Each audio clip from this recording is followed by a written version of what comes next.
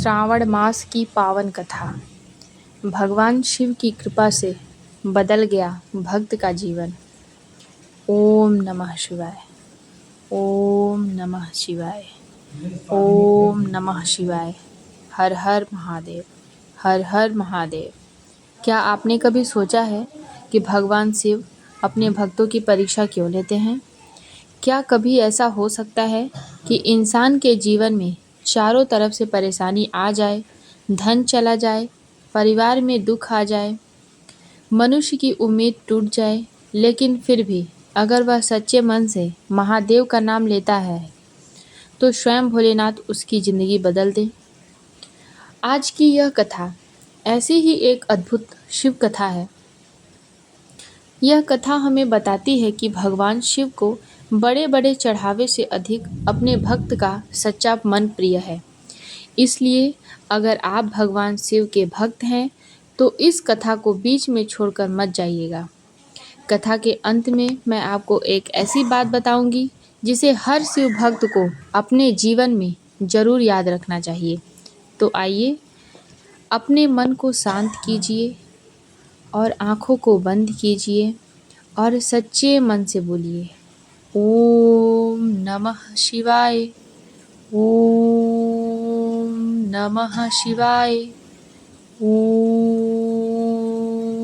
नमः शिवाय। हे भोलेनाथ, जो भी भक्त आज यह कथा सुन रहा है उसके जीवन में सुख, शांति और सद्बुद्धि प्रदान करना, उसके परिवार पर अपनी कृपा बनाए रखना और जो मनोकामना उचित हो उसे पूर्ण करने की कृपा करना। हर हर महादेव। श्रावण मास का महत्व। बहुत समय पहले की बात है, एक सुंदर नगर में एक गरीब लेकिन अत्यंत शिव भक्त व्यक्ति रहता था। उसका नाम था शिवदास। शिवदास के पास धन नहीं था, बड़ा घर नहीं था, उसके पास खेती के लिए भी थोड़ी सी जमीन थी, लेकिन उसके पास एक ऐसी चीज़ थी जो उसे संसार के सबसे अमीर मनुष्यों में से एक बनाती थी। वह था महादेव के प्रति उसका अटूट विश्वास।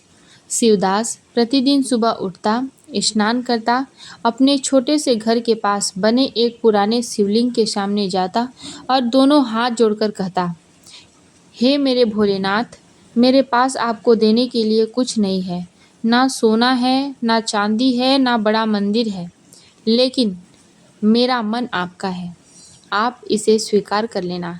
इसके बाद वह शिवलिंग पर जल चढ़ाता और बेलपत्र अर्पित करता, उसके बाद काम पर चला जाता। ऐसे ही उसका जीवन चल रहा था। फिर एक वर्ष श्रावण मास आया। चारों तरफ हरियाली थी, मंदिरों में घंटियों की आवाज़ गूंज रही थी। हर तरफ भक्त हर हर महादेव का जयकारा लगा रहे थे। लेकिन उसी समय शिवदास के जीवन में एक से एक संकट आने लगे। पहले उसकी फसल खराब हो गई, फिर उसकी गाय बीमार पड़ गई, घर में खाने तक की परेशानी होने लगी। उसकी पत्नी ने एक दिन दुखी होकर कहा, आप रोज भगवान शिव की पूजा करते हैं, फिर हमारे जीवन में इतनी परेशानी क्यों है? शिवदास कुछ देर तक चुप रहा, फिर मुस्कुराकर बोला, भगवान ने हमें छोड़ा नहीं है, शायद वह हमारी परीक्षा ले रहे हैं। पत्नी ने कहा, लेकिन आखिर कब तक? शिवदास ने शिवलिंग की ओर देखते हुए कहा, जब तक भोलेनाथ चाहेंगे। और उसने अगले दिन से श्रावण मास का पहला सोमवार आया और उसका व्रत करने का संकल्प लिया। अब उसकी पहली परीक्षा। श्रावण मास का पहला सोमवार आया। शिवदास के पास घर में पूजा के लिए कुछ भी नहीं था। न दूध था, न फल था, न मिठाई थी, न उसके पास कोई चीज़ थी। उसने केवल एक लोटा पानी लिया और जंगल की तरफ चल गया। रास्ते में उसे एक बेल का पेड़ दिखाई दिया। उसने पेड़ से कुछ बेलपत्र लिए और मंदिर पहुंच गया। शिवलिंग पर जल चढ़ाकर उसने कहा, भोलेनाथ, आज मेरे पास आपको देने के लिए बस ये बेलपत्र और थोड़ा सा जल है, आप इसे स्वीकार कर लेना प्रभु। उसी समय मंदिर के बाहर एक बूढ़ा साधु आया। साधु बहुत थका हुआ था। उसने शिवदास से कहा, बेटा मुझे बहुत भूख लगी है, क्या तुम मुझे कुछ खाने को दे सकते हो? शिवदास के पास खुद खाने के लिए कुछ नहीं था, फिर भी उसने घर जाकर अपनी पत्नी से बचा हुआ थोड़ा सा भोजन लाकर साधु को दे दिया। साधु ने भोजन किया, शिवदास को आशीर्वाद दिया और वहां से चला गया। लेकिन जाते जाते उसने कहा, जिसे तुम मंदिर में ढूंढ रहे हो वह तुम्हारे आसपास ही है। शिवदास उस बात का अर्थ नहीं समझ पाया। अब शिवदास की दूसरी परीक्षा। कुछ दिन बीत गए, शिवदास का संकट और बढ़ गया। उसकी पत्नी बीमार हो गई। अब शिवदास बहुत परेशान हो गया। वह रात में शिवलिंग के सामने बैठकर रोने लगा। उसने कहा, महादेव, मैंने कभी आपसे धन नहीं मांगा, मैंने कभी आपसे पैसा नहीं मांगा, मैंने आपसे कभी बड़ा घर नहीं मांगा। मैंने तो बस इतना मांगा आपसे कि मेरे परिवार को अपने चरणों में स्थान देना और मुझे भी। अगर मेरी भक्ति में कोई कमी है तो मुझे क्षमा कर देना प्रभु, मुझे क्षमा कर देना। इतना कहकर वह शिवलिंग के पास ही सो गया।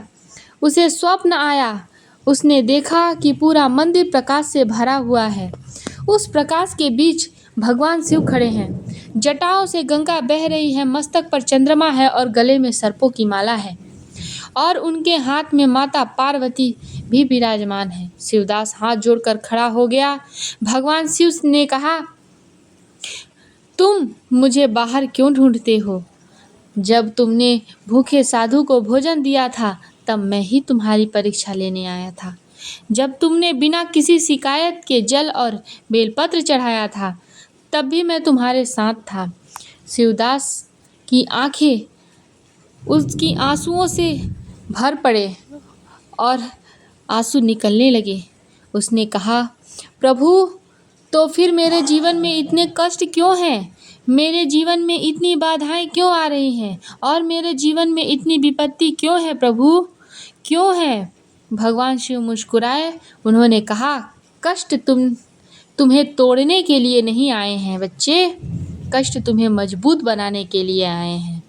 तो भक्त सुख में मेरा नाम लेता है और जो भक्त मेरा सुख में नाम लेता है वह भक्त है, लेकिन जो दुख में भी मेरा हाथ नहीं छोड़ता वह मुझे अत्यंत प्रिय है। इतना कहकर भगवान शिव अंतर्ध्यान हो गए। अब भगवान शिव की कृपा। अगली सुबह शिवदास की आंख खुली। वह मंदिर पहुंचा। उसने देखा कि मंदिर के बाहर वही साधु बैठा था। साधु ने उसे देखकर कहा, तुम्हारी परीक्षा समाप्त हो चुकी है। उसी समय गांव का एक व्यक्ति वहां आया। उसने शिवदास को बताया कि जिस खेत को वह बंजर समझ रहा था उसके पास पानी का एक नया स्रोत मिला है। उससे उसकी जमीन फिर से उपजाऊ हो सकती थी। कुछ ही समय में शिवदास की खेती अच्छी होने लगी। उसकी पत्नी भी धीरे धीरे स्वस्थ हो गई।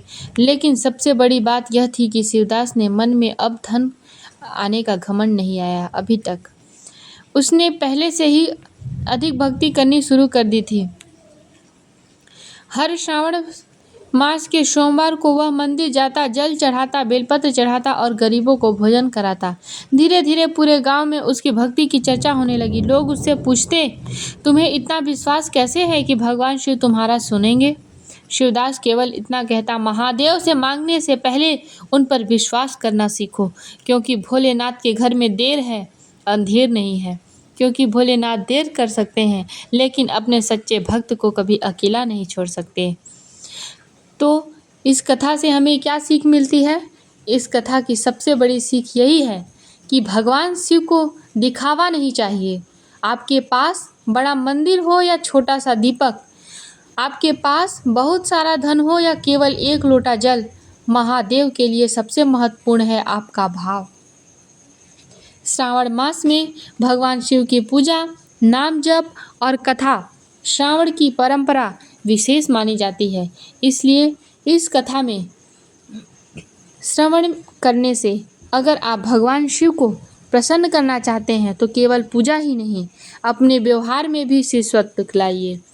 किसी भूखे को भोजन कराइए, किसी दुखी व्यक्ति की मदद कीजिए, अपने माता पिता का सम्मान कीजिए, किसी के साथ छल मत कीजिए और सबसे ज़रूरी, मुश्किल समय में भगवान का नाम लेना मत छोड़िए, क्योंकि जब संसार साथ छोड़ देता है तब भी महादेव अपने भक्त के साथ खड़े रहते हैं। तो यहीं पे हम कथा का समापन करते हैं। तो भक्तों, अगर आपको लगता है कि आपके जीवन में भी कोई परेशानी चल रही है, विपत्ति आई है, कष्ट दुविधा है, तो आज महादेव के सामने बैठकर केवल इतना कहिए कि हे भोलेनाथ, मुझे अपनी समस्या से ज़्यादा आप पर विश्वास है। फिर देखिए मन में कितना शांति मिलता है। और मैं प्रार्थना करती हूँ भगवान शिव से और माता पार्वती जी से कि आप सभी पर कृपा बनाई रखें और आपके घर में सुख समृद्धि आए, आपके परिवार में शांति रहे और आपके जीवन में कभी संकट ना आए और संकट धीरे धीरे दूर हो, जो भी संकट हो। अगर आप भी महादेव के भक्त हैं तो कमेंट में पूरे विश्वास के साथ लिखिए हर हर महादेव, और इस कथा को उस व्यक्ति तक जरूर पहुंचाइए जिसे इस कथा से इस समय महादेव के आशीर्वाद और हिम्मत की ज़रूरत है। अंत में एक बार मेरे साथ बोलिए, ओम नमः शिवाय, ओम नमः शिवाय, ओम नमः शिवाय। हर हर महादेव। जय भोलेनाथ। तब तक के लिए हर हर महादेव। फिर आपको मिलते हैं हम नेक्स्ट कथा के साथ।